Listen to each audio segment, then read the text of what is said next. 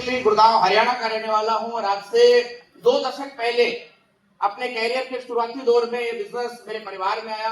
Father साहब को किसी ने ज्वाइन करवाया और फादर साहब ने इंडस्ट्री की खूबियों से प्रेरित होकर मुझे इस बिजनेस के में ज्वाइन करवाया। जैसा कि मैं हर बार कहता हूं कि एक समझदार आदमी की निशानी ये होती है कि जब भी उसे कोई अच्छी चीज मिल जाती है तो सबसे पहले अपने लोगों को उसके बारे में बताता है। ये तो लोग और मेरे पिताजी को जब ये बात समझ में आई कि डायरेक्ट सेलिंग हिंदुस्तान में नया कॉन्सेप्ट है, मैं बात कर रहा हूं आज से 2 दशक पहले की। आज तो बहुत पॉजिटिविटी है, आज तो बहुत अवेयरनेस है, लेकिन आज से 20 साल पहले बहुत ज्यादा जानकारी और जागरूकता नहीं थी सोसाइटी में, और जो जानकारी थी वो भी बहुत अच्छी और पॉजिटिव नहीं थी। लेकिन पिताजी ने इस बिजनेस को ज्वाइन किया। ज्वाइन करने के बाद कुछ मीटिंगों में, कुछ सेमिनारों में और कुछ कामयाब लोगों से परिचय करने के बाद उन्हें ये बात बहुत जल्दी समझ में आ गई कि काम हिंदुस्तान के लिए नया है, लोगों को ज्यादा जानकारी और जागरूकता नहीं है, लेकिन भविष्य में अगर इसे सही प्लेटफॉर्म के साथ जुड़कर किया जाए तो यहां से इतिहास रचा जा सकता है। और जब ये बात उन्हें समझ में आई तो उन्होंने एक पिता के लिए सबसे प्रिय उनके बच्चे होते हैं जी। तो पिताजी ने मुझे इस बिजनेस के बारे में बताया। ईमानदारी से बताऊं, शुरुआत में बहुत ज्यादा कुछ समझ में नहीं आया, लेकिन जैसी संगत वैसी रंगत। आप जैसे माहौल में रहते हैं वैसी चीजें दिखना और समझना आपको शुरू हो जाती हैं। इस माहौल में आने के बाद समझ में आया कि आरसीएम बिजनेस एक जीवन बदलने वाली अवसर है। आरसीएम बिजनेस क्या है जी? एक लाइफ चेंजिंग अपॉर्चुनिटी है और हर इंसान को अवसर चाहिए होता है अपना कमाल दिखाने का। और अगर और सरल भाषा में कहूं तो मेरा ऐसा मानना है कि आरसीएम बिजनेस अलादीन का चिराग है। और अलादीन का चिराग मालूम है ना क्या पावर रखता था? जिसके हाथ में होता था उसकी तो जिंदगी बदलता ही बदलता था, उसके साथ जुड़े हुए लोगों की जिंदगी भी बदल देता था ना साहब। तो आरसीएम बिजनेस एक अलादीन का चिराग है जो आपकी भी जिंदगी बदल सकता है। तैयार है जिंदगी बदलने के लिए? तो अभी तक जो पॉइंट बताए हैं गुरुदेव ने, हम उन पे काम कर सकते हैं। सुनील शर्मा जी ने जो बारीकियां बताई हैं इंडस्ट्री की, उस पर हम काम कर सकते हैं। थोड़ा सा और जानना चाहते हैं इस इंडस्ट्री के बारे में। क्या आपको लगता है हर काम आपके सपने पूरे कर सकता है? क्या आपकी नौकरी आपके सपने पूरे कर सकती है साहब? क्या आपका छोटा मोटा व्यवसाय आपका सपना पूरा कर सकता है? हमें कई बार गलतफहमी हो जाती है कि हम जो काम कर रहे हैं शायद वो मेरी जिंदगी बदल देगा। थोड़ा सा हम बारीकी में जाएंगे, आज ज्यादा टाइम नहीं है, लेकिन हल्का हल्का टच करने का प्रयास करेंगे। कुछ प्रकार के काम होते हैं, थोड़ा समझने का प्रयास कीजिए।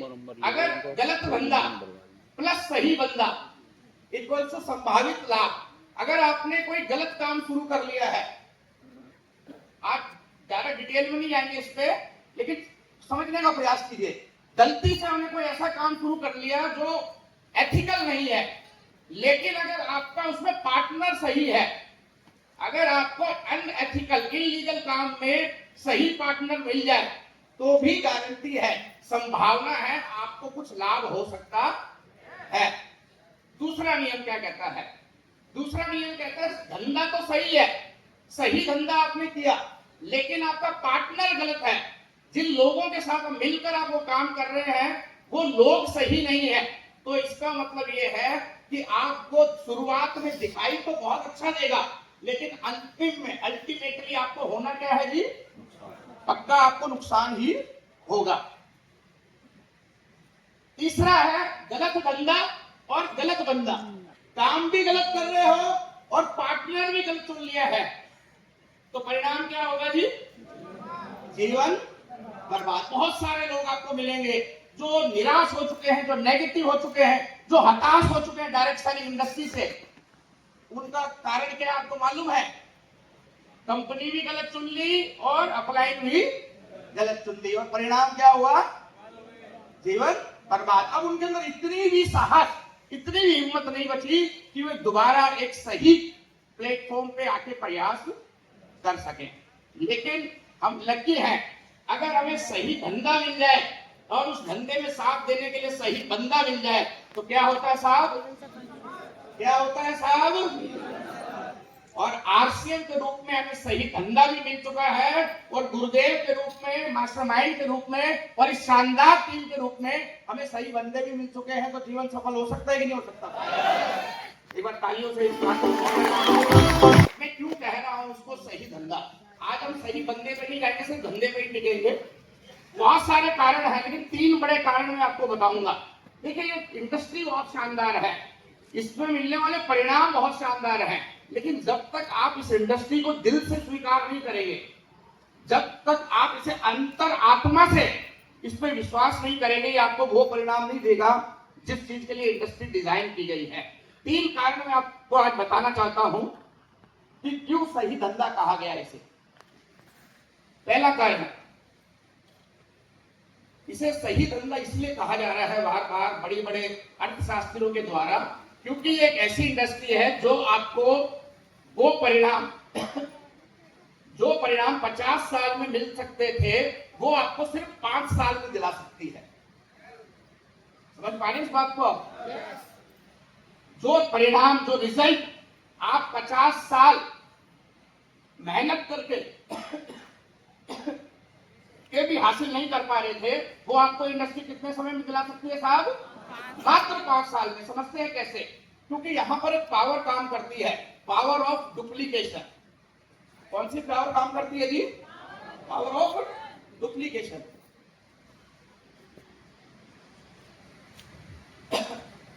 पावर ऑफ डुप्लीकेशन के बारे में समझे थोड़ा सा। कुछ सवाल जो आपने बचपन में तीसरी चौथी क्लास में पढ़े होंगे, वहां से आपको डायरेक्ट सेलिंग समझाने का प्रयास करते हैं, कैसे ये पावर काम करती है। आपने सवाल पढ़ा होगा कभी, अगर एक व्यक्ति 10 दिन में एक दीवार बनाता है, अगर एक व्यक्ति 10 दिन में एक दीवार बनाता है और 10 मजदूर उसी काम को कितने दिन में पूरा कर लेंगे साहब? 1 दिन में। थोड़ा समझिए, एक व्यक्ति अगर एक दीवार बनाने में 10 दिन लगाता है और 10 व्यक्ति मिल जाएं, तो दीवार कितने दिन में तैयार हो जाएगी साहब? हेलो, समझ में आ रहा है पावर ऑफ मल्टीप्लीकेशन? थोड़ा और आगे बढ़ते हैं।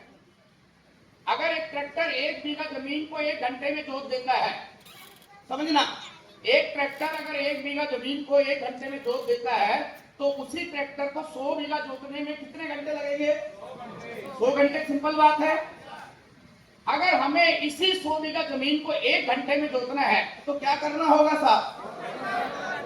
आपको 100 ट्रैक्टरों की फौज तैयार करनी होगी। यहीं से direct selling, network marketing, power of duplication, power of multiplication power काम करती है। इसको समझने का प्रयास कीजिए। एक व्यक्ति, किसी को नेटवर्क मार्केटिंग कहते हैं, एक व्यक्ति क्यों अमीर नहीं बन पाता, क्यों ये इंडस्ट्री 5 साल में वो परिणाम दे सकती है जो 50 साल में भी नहीं मिल पाते। उस गणित को थोड़ा समझते हैं। एक आम आदमी की आय, इनकम कैसे कैलकुलेट होती है। एक व्यक्ति 40 साल काम करता है, 12 महीने काम करता है, हर महीने की कमाई लाता है, उससे क्या बनती है? उसकी लाइफ टाइम इनकम, जिंदगी भर की कमाई। उदाहरण समझते हैं, 40 साल एक व्यक्ति ने काम किए, हर महीना काम किया, 1 महीने में अगर वो 30,000 कमाता है, तो पूरी जिंदगी की कमाई कितनी हो गई थी साहब उसकी? 1,44,00,000 रुपए। एक उदाहरण है समझने के लिए। अब क्यों कहा जाता है कि डायरेक्ट सेलिंग आपको वो रिजल्ट दे सकती है? अब ये 1,44,00,000 रुपए से क्यों आए हैं?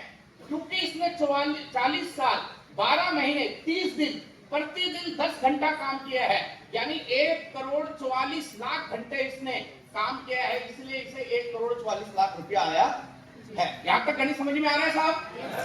अब क्यों कहा जाता है कि डायरेक्ट सेलिंग 50 साल वाले परिणाम 5 साल में निकालती है?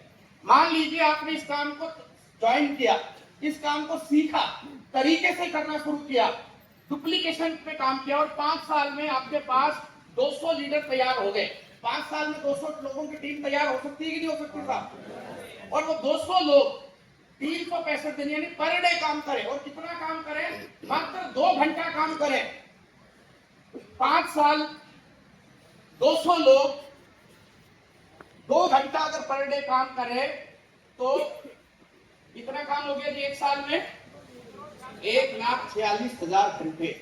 आप सोच के देखिए, जितना एक आम आदमी पूरी जिंदगी में काम कर रहा है, 1,44,000 घंटे, उतना ही वो एक साल में अगर 5 साल बाद कर सकता है 200 लोगों के नेटवर्क से तो क्या वो अपनी 50 साल वाली इनकम 5 साल में प्राप्त नहीं कर सकता साहब?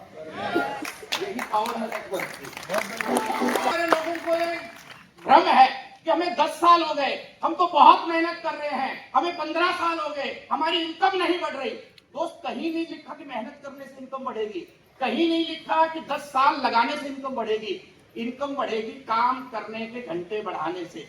वो काम करने के घंटे आप 3 साल में भी बढ़ा सकते हैं, और हो सके अगर गलती करेंगे तो वो 300 साल में भी नहीं बढ़ेंगे। लेकिन अगर आप सिस्टम से काम करेंगे तो 5 साल में आपको 50 साल वाले परिणाम नेटवर्क मार्केटिंग इंडस्ट्री ही दे सकती है।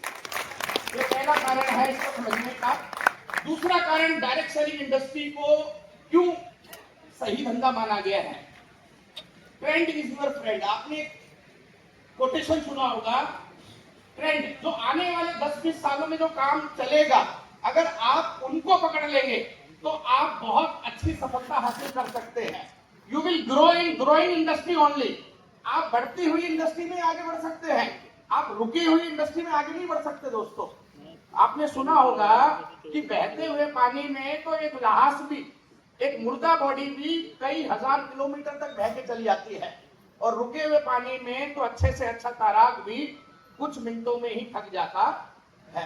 तो डायरेक्ट सेलिंग, ये बहता हुआ पानी एक ग्रोइंग इंडस्ट्री है, ये ट्रेंड है, फ्यूचर का ट्रेंड है। एक बार समझते हैं अगले 10-20 सालों में क्या चीजें चलेंगी और हम उसमें कहां खड़े हैं।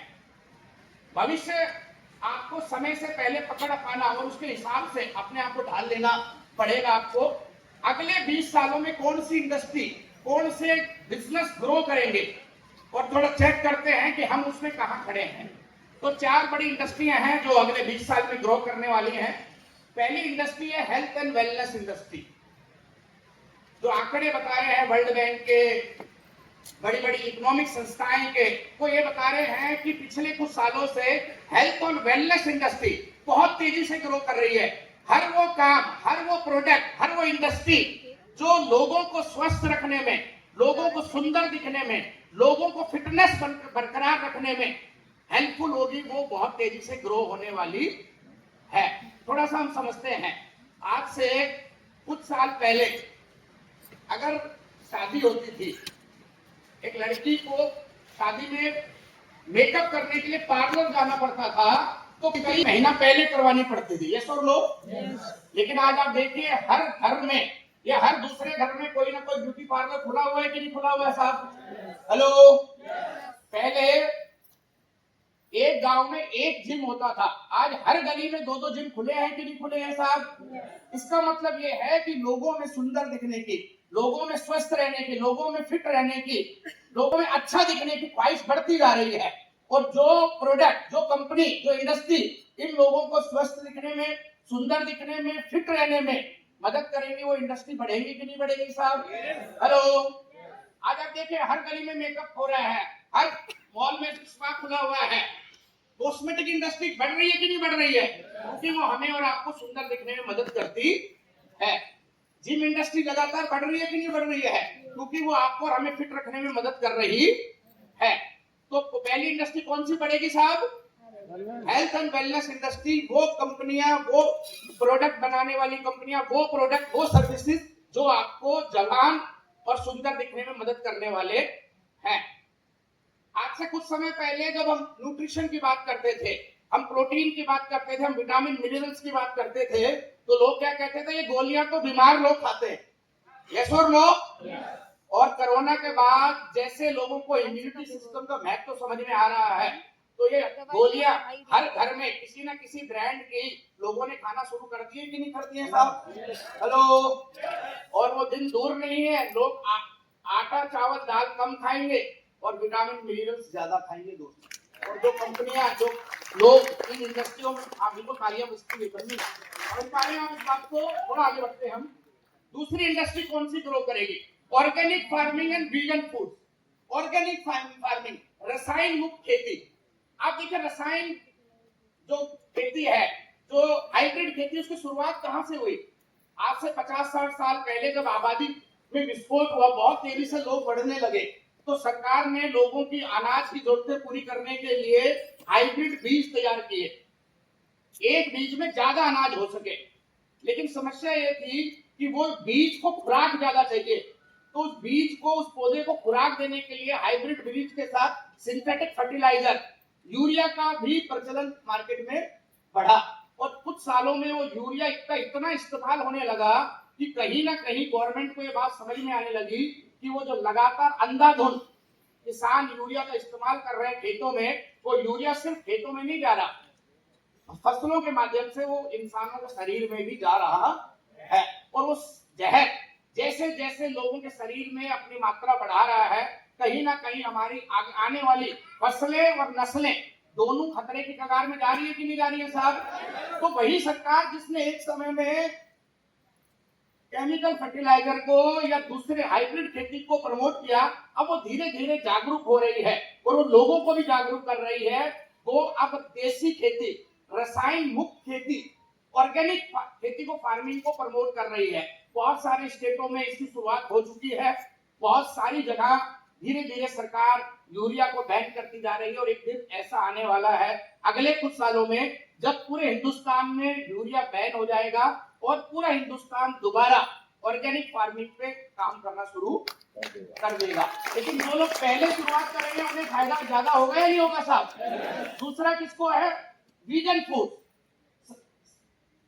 पढ़े लिखे लोगों में ये जागरूकता आ रही है कि हम इंसान बेसिकली शाकाहारी है और हमें पौधों से ही प्राप्त, हम वेजिटेरियन, हमें वेजिटेरियन फूड ही खाना चाहिए। और धीरे धीरे धीरे धीरे लोगों में ये भी जागरूकता आई है कि पिछले कुछ सालों में जितनी बड़ी बीमारियां आई हैं, वो सारी बड़ी बीमारियां जिन्होंने महामारी का रूप लिया है, वो सभी किसी न किसी जानवरों से ही आई है।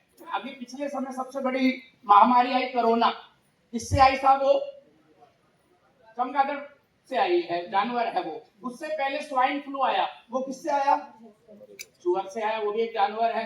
उससे पहले चिकन पॉक्स आया, वो किससे आया? क्योंकि